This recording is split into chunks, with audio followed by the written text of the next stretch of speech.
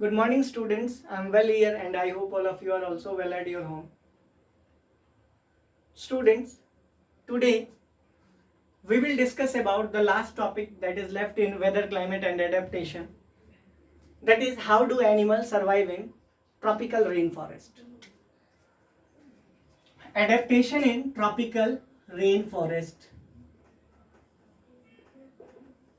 In tropical rainforest.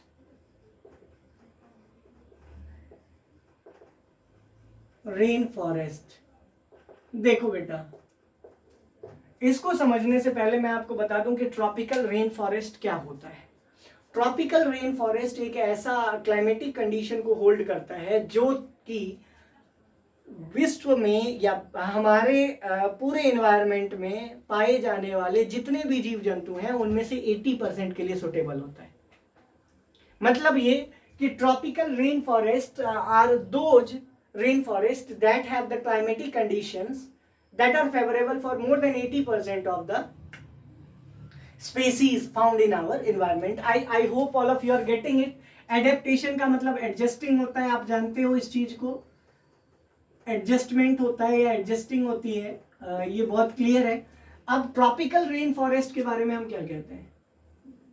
Tropical rain forest की अगर हम बात करें तो ट्रॉपिकल रेन फॉरेस्ट में होता क्या है बेटा?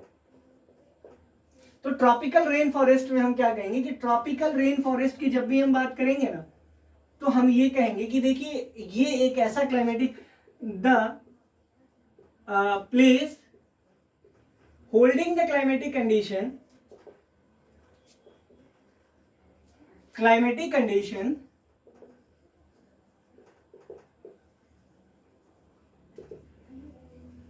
that is favorable for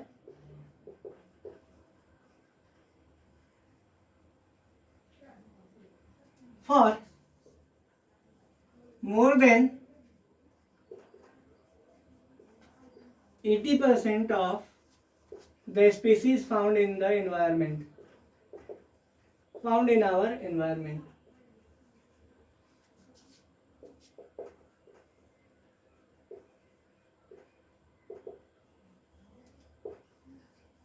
मैंने ये कहा आपसे कि ट्रॉपिकल रेन फॉरेस्ट में जो क्लाइमेटिक कंडीशन होता है वो ऐसा होता है जो 80% ऑफ द स्पीसीज जो हमारे इन्वायरमेंट में पाए जाते हैं उनके लिए फेवरेबल होता है।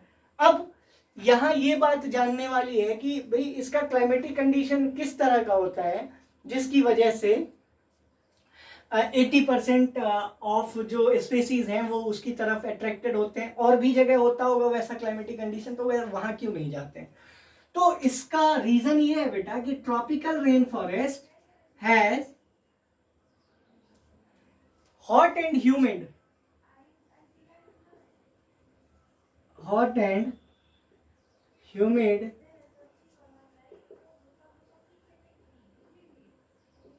Climatic condition.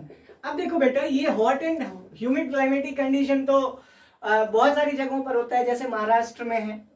तो ट्रॉपिकल रेन फॉरेस्ट में ही क्यों ऐसा है कि बहुत सारे जीव जंतु हैं? तो हम कहेंगे क्या कि देखिए इसके लिए ऐसा इसलिए है क्योंकि in hot and humid climate,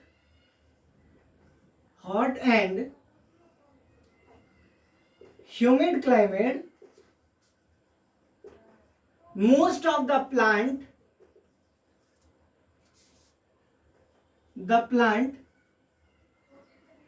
are found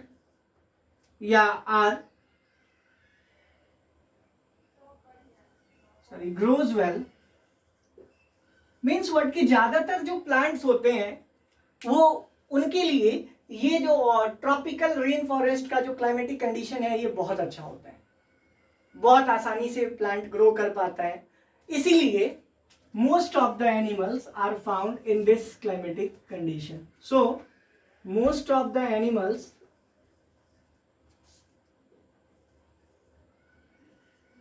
animals are found in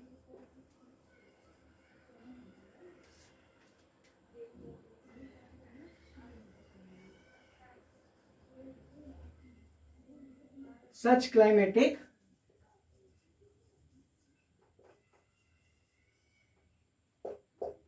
clear है यहाँ तक? कोई डाउट नहीं है इसमें? तो अब देखो यहाँ पर एक क्वेश्चन भी है कि क्यों ऐसा होता है कि बहुत सारे जीव जंतु यहीं पाए जाते हैं, इसी तरफ अट्रैक्टेड होते हैं। अब देखो यहाँ पर ज्यादा पेड़ पौधे होंगे तो फल भी ज्यादा लगेंगे यहाँ, इसमें कोई प्रॉब्लम नहीं है, इसमें कोई कंफ्यूजन भी नहीं है कि जहां पेड़ पौधे ज्यादा होंगे वहीं पर फल भी ज्यादा लगेंगे ना, इसीलिए ज्यादा से ज्यादा एनिमल्स जो है वो ग्रो करते हैं। मीन्स व्हाट कि in tropical rain forest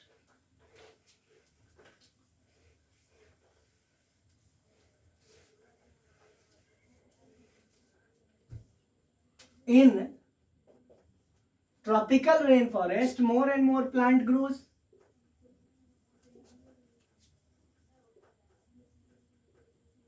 Plant grows नहीं, मोर एंड मोर प्लांट ग्रो करता है।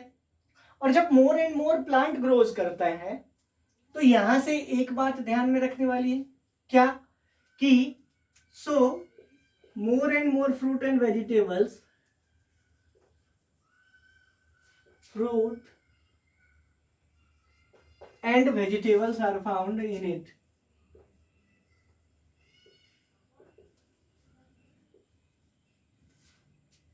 Are found there. As a result,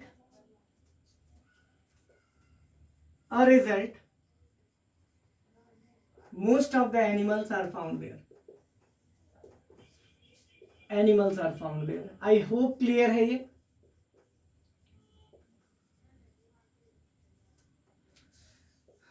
एक और लास्ट पॉइंट इसका है कि अगर यहां पर more and more fruits available है, more and more animals available हैं, तो competition for food is very high in such climatic conditions. Means what कि अगर हम बात करें तो हम क्या कहेंगे कि as a result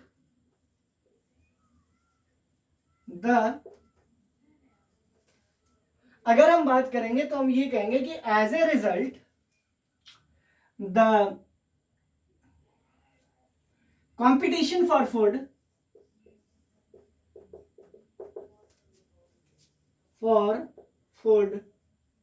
is also very high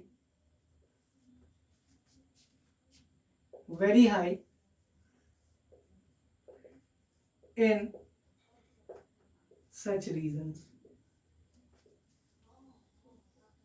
I hope यहां तक आपको समझ में आ गया होगा, कोई प्रॉब्लम नहीं है, यहां तक सभी को क्लियर है इस चीज को लेकर, कोई डाउट नहीं है किसी को कि किस तरह से ट्रॉपिकल रेन फॉरेस्ट में। अब देखो यहां से 3-4 क्वेश्चन है। ट्रॉपिकल रेन फॉरेस्ट का क्लाइमेटिक कंडीशन कैसा है, वहां पर क्यों ज्यादातर प्लांट्स ग्रो करते हैं, तीसरी बात कि वहां पर एनिमल्स क्यों ज्यादा पाए जाते हैं, कंपटीशन ऑफ फूड क्यों ज्यादा है, ज्यादा फ्रूट्स और वेजिटेबल होने का क्या कारण है। तो आई होप ये वाला जो पॉइंट है आपको क्लियर हो गया होगा। अब इस चैप्टर में हालांकि इतनी ही चीजें थी जो हमें डिस्कस करनी थी। अब एक चीज जो मैं आपको आज सिखा देता हूं वो ये कि आप किसी भी प्लेस को देखकर उसके क्लाइमेटिक कंडीशन का अंदाजा कैसे लगाएंगे। मतलब अगर ये क्वेश्चन भी है एनसीईआरटी में, हम डिस्कस करेंगे लेटर ऑन, लेकिन इस चीज को समझना एक अलग बात है, इसको समझना थोड़ा अच्छा है हमारे लिए। जैसे मैं 3-4 जगह का नाम लिखूं, केरला, उसके बाद राजस्थान, उसके बाद Jammu and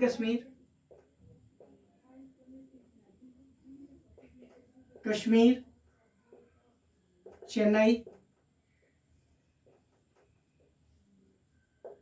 Mumbai.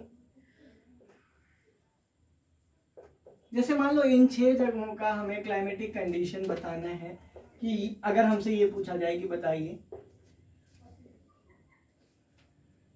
I hope के याद है केरला।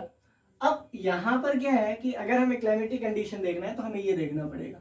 मैंने आपको जो पढ़ाया था तो ये बताया था कि distance from sea, distance from ocean matter करता है। देखो चेन्नई क्या है, समुद्र के बगल में है जस्ट, लेकिन हमें पता है कि समुद्र के बगल में है तो ह्यूमिड होना है, और ह्यूमिड होगा तो ह्यूमिड के साथ केवल और केवल हॉट लगता है। आई होप क्लियर, कोई डाउट नहीं है। जम्मू एंड कश्मीर, जम्मू एंड कश्मीर पहाड़ों के पास है, और मैंने बताया था कि पहाड़ के पास जितने भी प्लेसेस हैं वहां पर टेम्परेचर कोल्ड होगा, और चूंकि यहाँ बर्फ गिरती है इसीलिए cold and I hope getting the point. बहुत आसानी से हम समझ रहे होंगे इसको। उसके बाद मुंबई की बात करें, सी बिल्कुल इसके पास में है, इसीलिए ह्यूमिड तो होना ही है इसको, एंड हॉट, कोई प्रॉब्लम नहीं है। देखो बेटा, केरला की अगर हम बात करें तो यहां बारिश बहुत होती है, वेट एंड हॉट, क्लियर, कोई प्रॉब्लम नहीं है, या हॉट एंड वेट जो भी आपको लिखना है।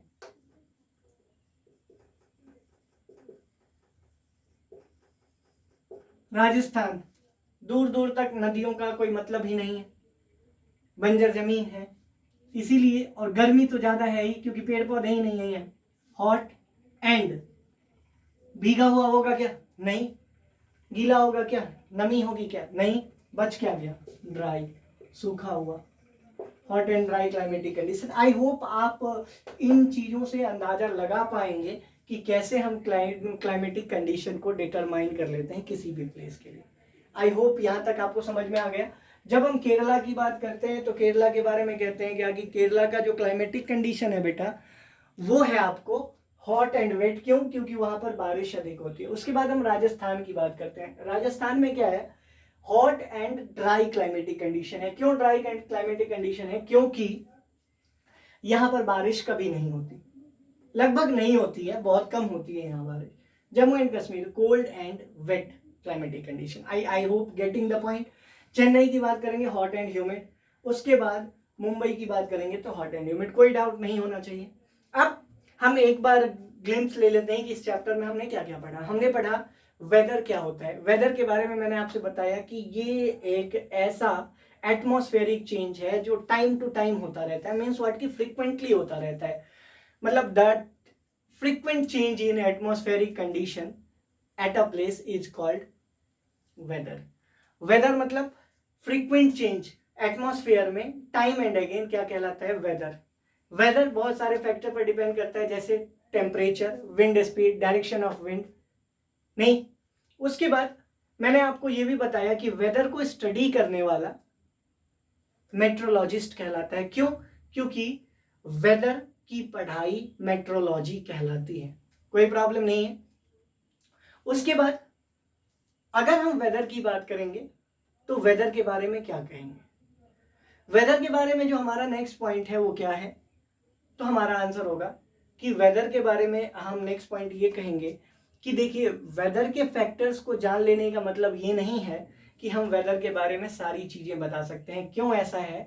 क्योंकि weather thousand of other factors पर भी डिपेंड करता है। इसीलिए मेरे लिए नहीं कि हर किसी के लिए या किसी के लिए भी ये पॉसिबल नहीं है कि वो प्रेडिक्ट कर पाए कि वेदर कैसा होगा। I hope all of you are getting it. उसके बाद क्लाइमेट है। क्लाइमेट एवरेज वेदर कंडीशन 25 से 30 ईयर्स ऑफ टाइम के लिए होता है। किसी भी जगह का वेदर 25 से 30 सालों में कैसा रहा है उसके एवरेज को लेकर हम क्लाइमेट को डिटरमाइन करते हैं। क्लाइमेट के बारे में ये कहने के बाद मैं आपसे एक और बात कहना चाहता हूँ कि क्लाइमेट की भी स्टडी इसी तरह मेट्रोलॉजी की तरह ही होती है। क्लाइमेट लेकिन अदर फैक्टर्स पर डिपेंड करता है, जैसे डिस्टेंस फ्रॉम इक्वेटर। इक्वेटर से जितना दूर उतना कोल्ड टेम्परेचर, इक्वेटर के जितना पास उतना हॉट, क्योंकि equator hottest point on earth है। दूसरी बात, डिस्टेंस फ्रॉम सी, समुद्र से जितना दूर उतना ड्राई होता चला जाएगा क्लाइमेटिक कंडीशन, समुद्र के जितना पास उतना ही क्या होगा? मॉइस्ट होने लग जाएगा, क्योंकि नमी बढ़ती चली जाएगी, हॉट तो रहेगा ही।